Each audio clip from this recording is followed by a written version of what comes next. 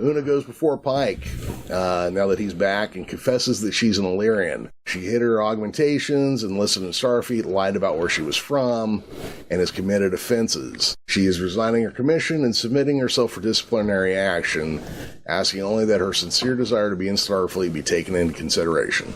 Pike basically turns down the resignation. He doesn't care where she's from, and he lets her know that she's the best first officer in the fleet. Pike tries to stop her from going further, but Una warns him that she has broken dozens of regulations, lying to get into Starfleet, and if he shelters her, Starfleet would have to go after him. Pike says he would welcome that discussion, and tells her that he learned something on Hediment 9. Illyrians were severely misunderstood, and Una's actions during the crisis only emphasize that point. Una says that she only did her job, but Pike replies that she defies every stereotype the Federation had about Illyrians. When she asks what Starfleet would do when they found out, Pike chuckles and tells her to let him worry about Starfleet. Before she goes, he tells her to look into fixing the glitch in the transporter's biofilters. Una goes down to sickbay and talks to Mbenga, knowing that he didn't allow the medical transporters to be upgraded while the ship was in space dock.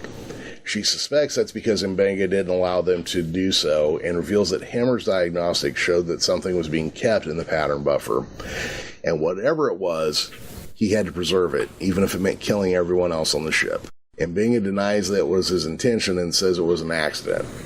Una demands to know what he was keeping in there and what could have been worth all their lives, and he replies not what, but who. He explains he was keeping his daughter in there, in the pattern buffer. She'd been diagnosed with cygnocemia a year earlier and was given 12 weeks to live.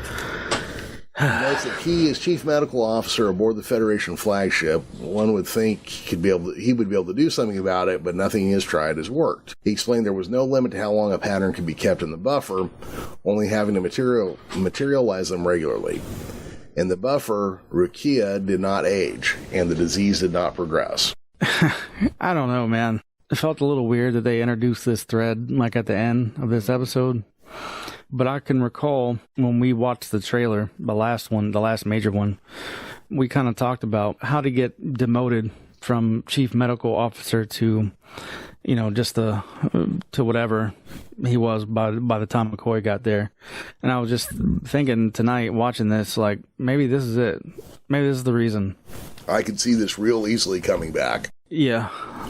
It just seems like, I don't know, it felt super out of place to me at the end of this episode. It did. It was a big reveal that had no build-up, no hints, no foreshadowing, nothing. Well, the only hint was he got freaked out when Hemmer was messing around with stuff. Yeah, and that, maybe there should have been a mention of a daughter in a previous episode, or... to your point, a little bit of character development that could have been. And then they're doing the old Scotty in the transport buffer. Yep. Who was the guy that died in that was with him in there? I don't recall. Yeah, there was another person in with Scotty, and apparently if they had just brought him out every now and again, he would have lived. Well, I mean, Scotty was in there for a long time, though. Yeah. But Scotty's a genius, he can get that stuff to work.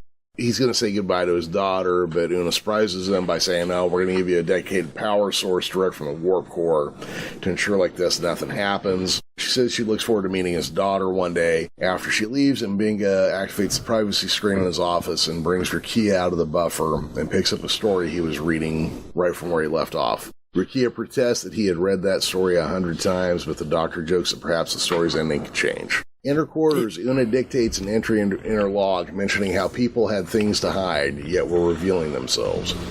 Mbenga had showed that what he was hiding, and Una had to admit the truth about herself to Pike, who had defended her. Yet she can't help but wonder, if she had not helped save the crew, would he have felt the same? What if she had not been one of the good ones? That's an ugly, ugly sentiment, Yeah. When will it be enough to just be Illyrian? She wonders before she asks the computer to delete the log entry. As the Enterprise departs Hediment 9 and goes to warp, Mbenga continues to read from the story.